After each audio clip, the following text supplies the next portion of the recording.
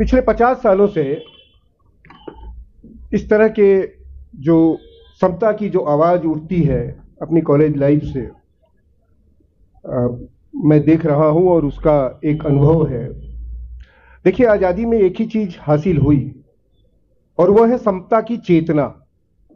और समता की चेतना पर जो मुहर लगती है वो संविधान लगाता है कि हाँ, इस चेतना को हमको आगे बढ़ाना है, उसकी एक व्यवस्था करता है। और मैं ये देख रहा हूं कि समता केवल शब्द से भारतीय समाज में जो वर्चस्व रखते हैं उनको सबसे ज्यादा चिढ़ है।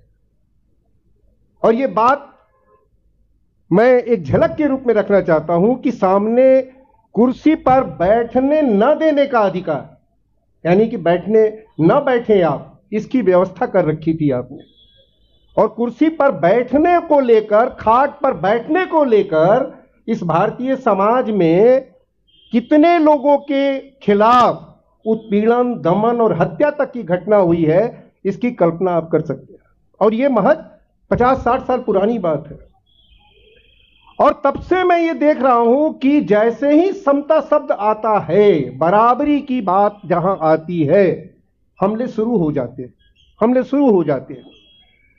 और जब पहली बार संवैधानिक रूप से आपने ये तय किया कि हम दाखिले में आरक्षण देंगे, दाखिले की इजाजत देंगे, क्यों आया? क्योंकि आपने शिक्षा से वंचित कर रखा था और वो एक सामाजिक जो व्यवस्था आपने बना रखी थी, उस व्यवस्था के तहत आपने वंचित कर रखा था कि आपको तो अधिकार ही नहीं है। पूरी की पूरी जाति जो है इस देश की, और वो जाति जो श्रमिक जाति है, जो इस देश का निर्माण करती है, उसको पढ़ने का कोई अधिकार नहीं है, शिक्षित होने का अधिकार नहीं है। ये व्यवस्था कर रखी थी। अब वो व्यवस्था खोली, किसने खोली? ये आपस के हमारे सबके संघर्षों ने खोली। और जब ये खुल गई, जब स्कूल में जाने लगे, कॉलेज में जाने लगे, तो जाहिर सी बात है कि वहां पर जो दिमाग बैठा है, जो ढांचा बैठा है, वो कैसे उसकी इजाजत देगा? वो तमाम तरह से जलीलें करता है, तमाम तरह से वो इस दाखिले से रोकने की कोशिश में वो लगा रहता है। मैं केवल एक सवाल के रूप में पूछना चाहता हूं कि 1990 के बाद से क्यों भारतीय कॉलेजों में और यूनिवर्सिटीज में स्टूडेंट्स के साथ, और वो जो संस्था है, वो आईआईटी हो, आईआईएम हो या एम्स जैसी संस्था हो, और देश की और भी जो दूसरी यूनिवर्सिटी है, सबके बारे में मैं बात कर रहा हूं कि वहां पर जो हमले हैं वो किस तरह के छात्रों के खिलाफ, छात्र छात्राओं के खिलाफ वो हमले ज्यादा तेज हो गए, हमले बढ़ गए 90 के बाद। ये बड़ा सवाल मैं आपके सामने छोड़ रहा हूं। 2006 में 2006 में जब हायर एजुकेशन में दाखिले के लिए, दाखिले का जब प्रावधान किया गया सरकार के द्वारा, उसके बाद कैंपस का वातावरण, यानी कैंपस में जो दमन है, जो एट्रोसिटीज है, वो पॉइजनस हो गया, जहरीला हो गया। ये बात मैं नहीं कह रहा हूं, ये सीबीआई के जो डायरेक्टर थे मिस्टर राघवन, उन्होंने कमेटी उनकी अध्यक्षता में बनी थी और उस कमेटी की रिपोर्ट में उन्होंने बात कही, और मुझसे खुद उन्होंने इंटरव्यू में यह बात कही कि पूरी दुनिया में इतना जहरीला वातावरण कहीं भी नहीं मिलेगा जितना भारत के कॉलेजों और यूनिवर्सिटी में मिलेगा। और ये लगातार कोशिश दाखिले के बाद आप ये समझ लें कि उसको जो प्रताड़ना है, जो यानी कि जो एट्रोसिटीज है, जो लोगों को दबाने की जो कोशिश है, वो किस किस लेवल पे पहुंची है। आप अगर आप जाएंगे इंटरव्यू में फेल करने की शिकायतें अब खूब बढ़ी है। क्यों बढ़ी है भाई? पीएचडी में दाखिला नहीं हो रहा है, सीटें खाली रह जा रही हैं। किनकी सीटें खाली रह जा रही हैं? एनएफएस आजकल तो आप सबसे बड़ा एक अंगूठा बन गया है कि आपको हर जगह वो लिखा मिलेगा, वो या तो नौकरी में हो या पीएचडी में दाखिले में हो, सीटें खाली रह जा रही हैं। दिल्ली यूनिवर्सिटी में आप देखिए, दिल्ली यूनिवर्सिटी में अभी भी बहुत सारे कॉलेजों में बहुत सारी सीटें खाली। कौन उससे महरूम हुआ पढ़ने से? समाज में दूसरी तरफ लोगों में भूख पैदा हुई है, पढ़ने की चेतना पैदा हुई है। आप उस चेतना का सामना नहीं कर पा रहे, आप उसका इंतजाम नहीं कर पा रहे, बल्कि उस चेतना को चाहते हैं कि कैसे वो वापस चली जाए। ये जो नेशनल एजुकेशन जो पॉलिसी बनी वो है क्या? एक्सक्लूजन की पॉलिसी है।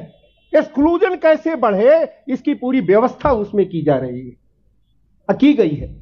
तो मैं ये कहना चाहता हूं कि ये एक तो बात यह है कि जब भी समानता की बात होगी, वो इस जो समाज में जो वर्चस्व रखते हैं उनको स्वीकार नहीं होता है, वो रिएक्ट करते हैं। और वो जो रिएक्ट करते हैं, जो पूरी सत्ता की जो संरचना है, पूरी जो मशीनरी है, वो कोर्ट हो, वो प्रेस हो, वो यूनिवर्सिटी हो, जहां कहीं भी ये मशीनरी है, उनके आपस में वो सारे के सारे लोग गैंगअप हो जाते हैं, यूनाइट हो जाते हैं और एक दूसरे को तर्क देते हैं। एक तर्क देगा, लॉ एंड ऑर्डर की प्रॉब्लम खड़ा करेगा, तो दूसरे में पुलिस का इंटरवेंशन हो जाए, तो फिर कोर्ट का इंटरवेंशन हो जाए। इस तरह से ये तर्क को डेवलप करते हैं। कल दिन स्टूडियो में बहस करते थे, आज आप सड़कों पर कैमरा लेकर लठेतों को भेज रहे हैं। कोई फर्क नहीं है उससे। एक ही बात होती है कि हम जो सोशल इकोनॉमिकल जो सवाल हैं, जो इस देश के बहुसंख्यक जो आबादी है उसका जो सवाल है, जो आपको सामाजिक और आर्थिक तौर पर उसका जवाब देना है, वो जवाब देने की बजाय आप उसको लॉ एंड ऑर्डर का कैसे ये प्रॉब्लम बन जाए इसकी आप कोशिश करते हैं। आप कहीं कभी भी देख लीजिए कि लॉ एंड ऑर्डर की प्रॉब्लम में इसको अगर हम कन्वर्ट कर देंगे तो फिर हमारे पास वो जवाबदेही नहीं रहेगी। सोशल और जो पॉलिटिकल और इकोनॉमिकल जो आपको जवाब देना है वो आप नहीं देंगे और लॉ एंड ऑर्डर से आप टैकल करने की कोशिश करें। इसमें भी यही बात हो रही है कि इसको कैसे आपको लॉ एंड ऑर्डर की प्रॉब्लम क्रिएट करें। और मैं आपको याद दिलाऊं, 2 अप्रैल 2018 को उस देश में क्या हुआ? देश में जब पूरा दलितों ने बंद का कॉल दिया, बहुजन समाज ने कॉल दिया बंद करने का, किसी का कोई समर्थन नहीं मिल रहा था। मीडिया को जो बोलना था बोल रही थी, लेकिन वो भारत बंद हुआ और उसमें घुसपैठ हुई, उसमें हिंसा हुई, उसमें नाम दिया गया दलित हिंसा। जितने भी ये सो कॉल जो आज के बड़े यूट्यूबर्स हैं, नामी गिरामी, आज इस इशू पर क्यों नहीं बोल रहे हैं भाई? उस समय आपने दलित हिंसा चिल्लाने शुरू किया, जबकि इंक्वायरी हुई, जबकि स्टडी हुई और ये बात मालूम हुआ कि नहीं उसमें घुसपैठ हुई थी। वो कहीं से कहां से बहुजन, इस देश में बहुजन समाज हिंसा को एफोर्ड कर सकता है? अरे भाई, वो समाज को जाति विहीन बनाना चाहता है, वो चाहता है कि अमन चैन और कानून की व्यवस्था बने, वो हिंसा चाहेगा, हिंसा करेगा। कैसे उसके मुंह में, उसके सर पर आप इस तरह से लाते हैं चीजों को, ये इसका एग्जाम्पल है। इसीलिए साथियों, लेकिन मैं ये कह रहा हूं कि ये यात्रा, ये लड़ाई, जंग किसी के रुकने से लड़ाई रुकेगी नहीं। ये बहुत साफ तौर पर लिख लिया जाना चाहिए, उसको अंडरलाइन कर लिया जाना चाहिए कि समता की लड़ाई चल रही है, जारी रहेगी और ये तब तक जारी रहेगी जब तक कि हर जगह पर, कॉलेजों से लेके यूनिवर्सिटी से लेके और तमाम जगहों पर हम ये अधिकार हासिल नहीं कर लेंगे। हमारी चेतना को आप पीछे नहीं ले जा सकते, मैं बहुत ही साफ तौर पे कहना चाहता हूं। और हम कहीं से भी जातिवादी समाज नहीं चाहते हैं, हम जाति विहीन समाज चाहते हैं। हम उन तमाम लोगों का स्वागत करते हैं और हम मानते हैं ये कि समाज में जो लोग आगे निकलकर, जो समाज में पहले ऊंची जाति के माने जाते थे, वो अपनी अगर चेतना से आगे नहीं निकलते तो आज ये आंदोलन यहां नहीं पहुंचता। उनका समर्थन मिला है और आज भी मिलता है, बहुत सारे लोग आज भी समर्थन देते। इसीलिए मैं ये कहता हूं कि हम लोग जाति की बात को आज आप भुनाना चाहते हैं। आप लॉ एंड ऑर्डर का प्रॉब्लम, एक इंटरनल कॉन्फ्लिक्ट की जो थ्योरी चलती है, वो आप इंटरनल कॉन्फ्लिक्ट की थ्योरी को हर जगह घुसाना चाहते हैं। ये नहीं चलेगा भाई मेरे। कम से कम तो यार अपनी चेतना को थोड़ा तो आप ठीक कर लीजिए, दुरुस्त कर लीजिए, थोड़ी मरम्मत कर लीजिए, थोड़ा तो स्वीकार कर लीजिए। कहां आप अल-बिरूनी 1000 साल पहले की जो स्थिति बता रहे हैं, आज भी वहीं आप ठहरे हुए हैं, यानी 1000 साल में भी आप इधर उधर नहीं हुए। ये कितनी शर्मनाक बात है सोसाइटी के लिए। आप कहेंगे हम लीडर हैं, समाज को चलाते हैं, ये अच्छी बात नहीं है। इतिहासकारों पर आप पानी फेंक रहे हैं, पत्थर फेंक रहे हैं। हम किस युग का दृश्य देख रहे हैं भाई? ये किस युग का दृश्य हो सकता है? आप सोचिए जरा, इसकी कल्पना करें आप। तो मैं ये साथियों जरूर कहूंगा कि हमें ये जो पूरी आप विश्वविद्यालयों में एक काम करें, विश्वविद्यालयों में एक काम ये करें कि आप जो समाज के जो लोग हैं, जो अपने अधिकार से वंचना की स्थिति देखते हैं, उनको आप बोलने का अधिकार यूनिवर्सिटी कैंपस में दें। इस रेगुलेशन की सार्थकता तभी है। आप उनके मुंह पर पट्टी बांधकर इस तरह के रेगुलेशन को लागू करेंगे, ये नहीं चलेगा, नहीं काम करेगा। इसीलिए आप दोनों काम करना है कि आप हमारे जो अधिकार हैं, हम लोग पहले विवेकानंद स्टेचू के पास दिल्ली यूनिवर्सिटी में सैकड़ों की संख्या में मीटिंग कर चुके हैं। अब हम बाहर भी कर रहे हैं तो आप हमको नहीं करने दे रहे हैं। आपने कैंपसेस से हमको बाहर निकाल दिया है, कोई मीटिंग नहीं करने देते हैं, लेकिन उसके बावजूद आपको यह बर्दाश्त नहीं है कि बाहर भी आप करें। भाई तो कहां हम जाएंगे? जंगल में जाएं क्या हम बात करने के लिए? कहां जाएं? आपने कैंपसेस से बाहर कर दिया। कैंपसेस जबकि हमारा है, हमारा राइट है वहां बोलने का, लेकिन आपने बाहर कर दिया। हम अब वहां भी बोल रहे हैं तो वहां भी आपको आफत, वहां भी आपको दिक्कत महसूस हो रही है। तो साथियों, ये बात मैं ये जरूर कहूंगा, और मैं ये कहूंगा कि सचमुच में नीयत अगर साफ है कि इस देश में जो पिछड़े हैं, दलित हैं, आदिवासी हैं, महिलाएं हैं, और यहां तक कि जो आर्थिक रूप से कमजोर छात्र हैं, मैं एक मिनट आपका लूंगा और मैं आपको एक इंटरेस्टिंग बात बताता हूं जो शायद आपको ये जानने को नहीं मिला होगा। रेगुलेशन कोई पहली बार नहीं आया है। 2009 के बाद से लगातार रेगुलेशन आ रहे हैं, और रेगुलेशन से पहले गाइडलाइंस आते थे। 90 के बाद से यूजीसी के गाइडलाइंस आ रहे हैं, और गाइडलाइंस और नोटिफिकेशन की अगर संख्या देखेंगे तो दर्जनों में है। 2019 का मैं आपको एक पढ़ के सुनाना चाहता हूं, बस उसके बाद अपनी बात को खत्म करूंगा। 2019 में भी आया, क्या था उसमें व्यवस्था? आप ये देखिए, ये डिफिनीशन इन द रेगुलेशन, ये देखिए 2019 का है।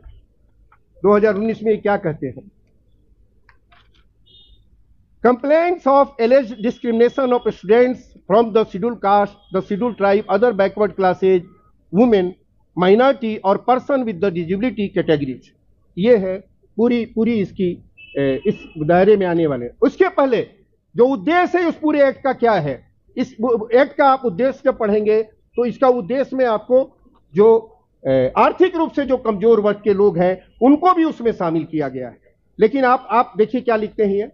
उद्देश्य क्या है 2026 का? 2026 के रेगुलेशन का उद्देश्य है धर्म, नस्ल, जाति, लिंग, जन्म स्थान या दिव्यांगता के आधार पर विशेष रूप से अनुसूचित जाति एवं अनुसूचित जनजाति, सामाजिक एवं शैक्षणिक रूप से पिछड़े वर्गों, आर्थिक रूप से कमजोर वर्गों, इसमें लिखा है उद्देश्य में, दिव्यांगजनों अथवा इनमें से किसी के भी सदस्यों के विरुद्ध भेदभाव का उन्मूलन करना तथा उच्च शिक्षा संस्थानों के हितधारकों के मध्य पूर्ण समता और समावेशन को संवर्धन देना।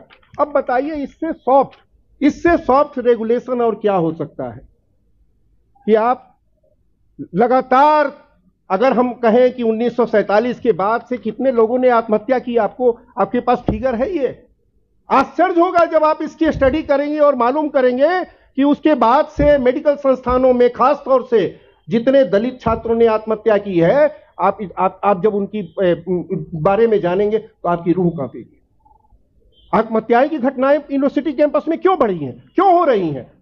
रोहित वेमुला और पायल तो एक दो नाम है।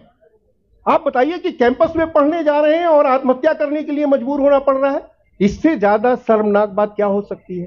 कैंपस तो भाई प्रोटेक्शन की जगह है, लेकिन आप वहां उस जगह पर आप आत्महत्या करने के लिए मजबूर करते हैं, और फिर काश खेलने लगते हैं आप। अरे भाई, पिछड़े के साथ हो रहा है, दलित के साथ हो रहा है, आदिवासी के साथ हो रहा है, तो हम किसके साथ बोलेंगे कि हो रहा है? यह भारतीय समाज का सच है। इसलिए साथियों, मैं ये समझता हूं कि हमें इस तरह की गिदड़ भभकी से कोई बात नहीं पीछे होने वाली है।